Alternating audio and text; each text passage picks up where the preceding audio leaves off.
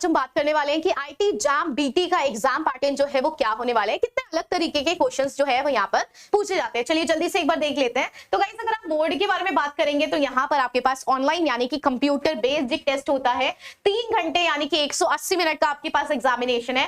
Question type बात करी जाए तो एमसीक्यू, एमएसक्यू एंड नैट यानी कि 3 अलग अलग तरीके के जो सवाल है वो पूछे जाते हैं। एमसीक्यू यानी कि 4 में से एक ऑप्शन टिक करना है, एमएसक्यू यानी कि जितने ऑप्शन मार्क है भाई 3 आंसर सही है तो भाई तीनों आपको मार्क करने पड़ेंगे। नैट यानी कि न्यूमेरिकल आंसर टाइप, जो भी आपका न्यूमेरिकल का आंसर आएगा वो आपको टाइप करके यहाँ पर मेंशन करना पड़ेगा। 60 क्वेश्चन यानी कि 60 क्वेश्चंस होने वाले हैं, 100 मार्क्स जो है वो आपके पास होने वाले हैं। और ये पूरा पेपर आपके पास 3 सेक्शन के अंदर डिवाइडेड है, section A, section B and section C. Section A MCQ का होगा, सेक्शन बी एमएसक्यू का होगा and finally guys section C जो है वो आपके पास नैट का आपको देखने को मिलेगा। तो यानी कि 3 अलग अलग सेक्शन होने वाले हैं। चलिए जल्दी से इनकी मार्किंग स्कीम के बारे में देख लेते हैं कि मार्किंग स्कीम क्या होने वाली है। तो सेक्शन ए के अंदर एमसीक्यूज पूछे जा रहे हैं, बी के अंदर एमएसक्यू एंड सेक्शन सी के अंदर नैट पूछे जा रहे हैं। यानी कि यहाँ पर जो आपके सवाल है वो 1 मार्कर भी है, साथ ही साथ कुछ 2 मार्कर के क्वेश्चन जो है वो देखने को मिलता है। 1 मार्कर यानी कि आपके पास 10 क्वेश्चन 1 नंबर के हैं, बाकी के 20 क्वेश्चन 2 नंबर के हैं, यानी कि 1 और 2 मार्कर के सवाल है।